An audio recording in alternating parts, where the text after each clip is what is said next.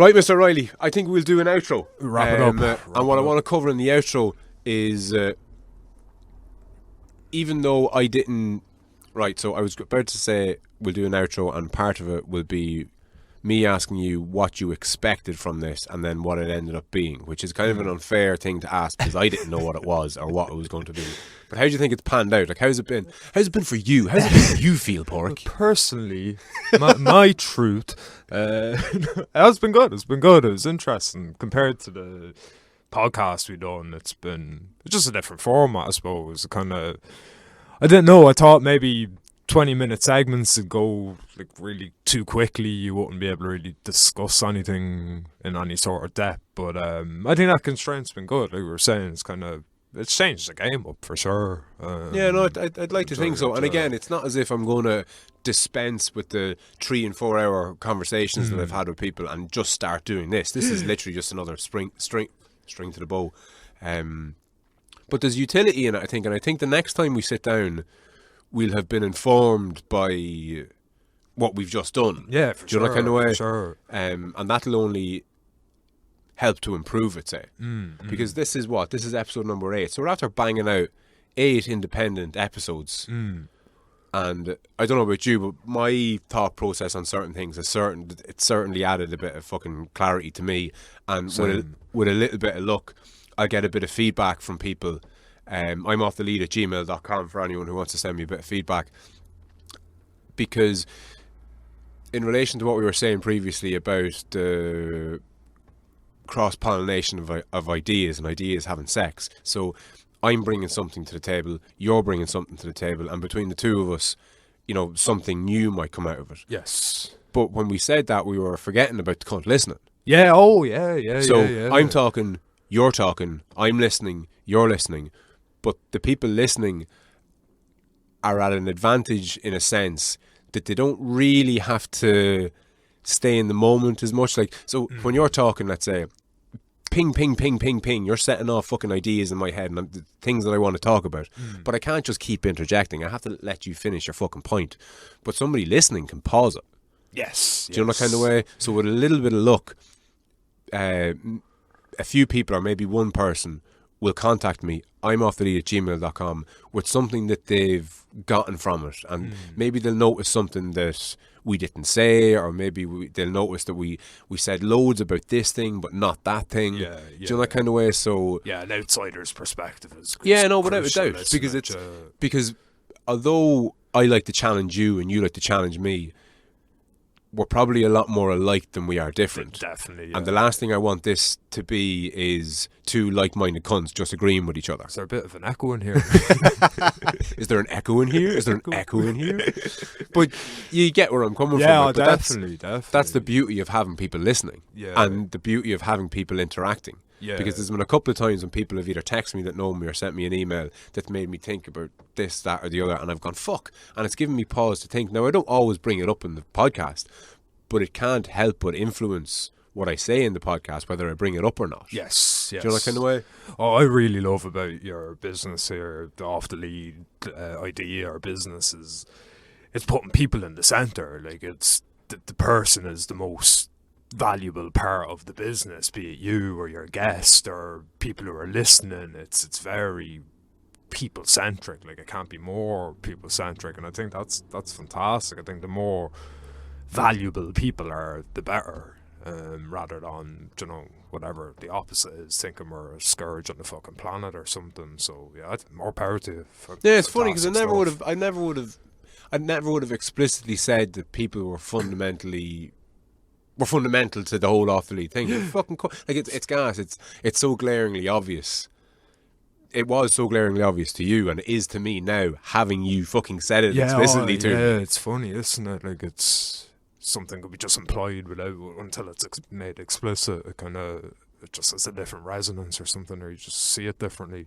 I don't know, fucking deadly, absolutely deadly. Fucking keep going. Next time we meet up and we do something similar, is there? Because we said before we started doing this that we do 5 20-minute podcasts, and we do one on business and one on education and one on whatever.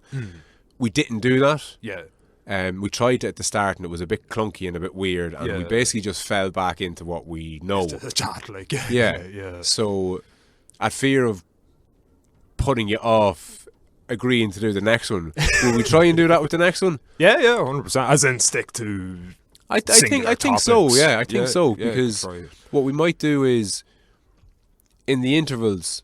Well, for a start, I think one thing that would improve it is if at the end of the conversation, when I kind of jump in and sign off, when I go, fuck, we're at 22 minutes or whatever, let's cut it at that.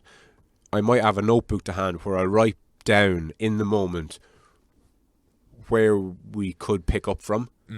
So that you might do maybe an episode, cut it off at its knees at 20 minutes. Yeah. Then do almost like a subsequent episode that finishes the line of thinking. Yeah, get the most valuable line of thought and kind of expound.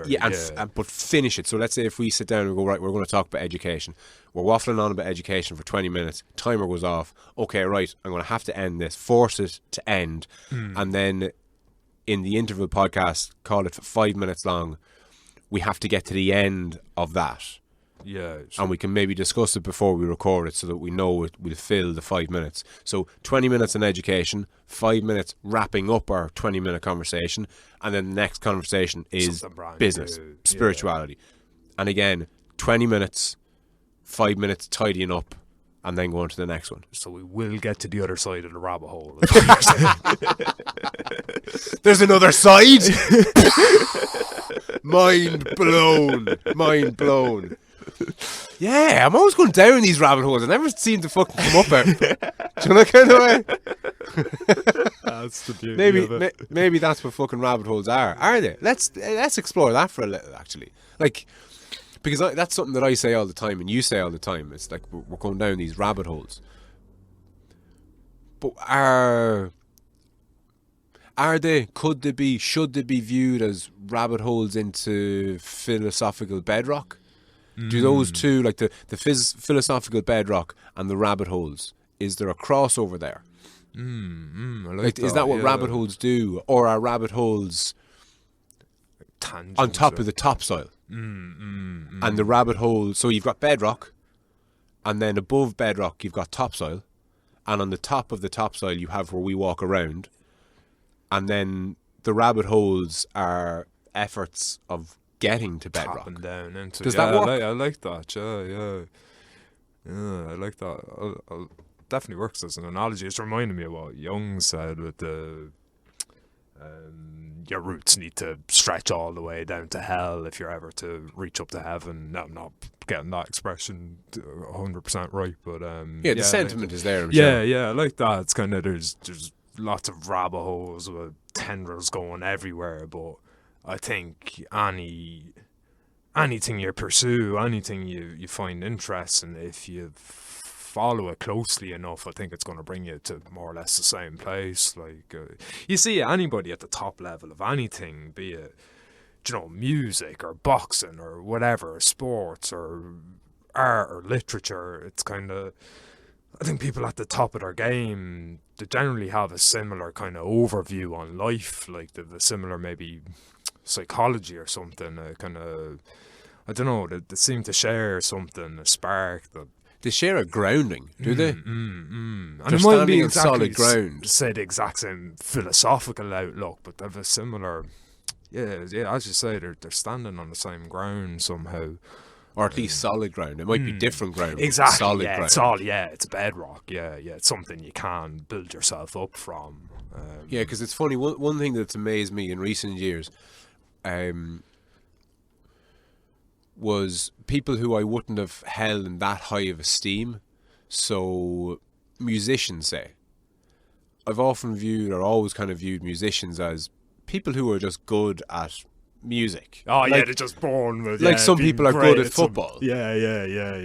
And then you hear a musician being interviewed. Yeah. And they're talking about, there's a lot of philosophical talk there. Like, a lot of deep and meaningful stuff, and you're like, fuck, this guy doesn't just write class tunes. He's a fucking profound cunt. Yeah, it's their whole outlook. Yeah, well, very much so. Any like great guitar, but again, I'm just fucking guitar fanatic. But any of the greats that I kind of maybe follow on YouTube that are still alive and kind of share their knowledge, they all say the same thing. Like this.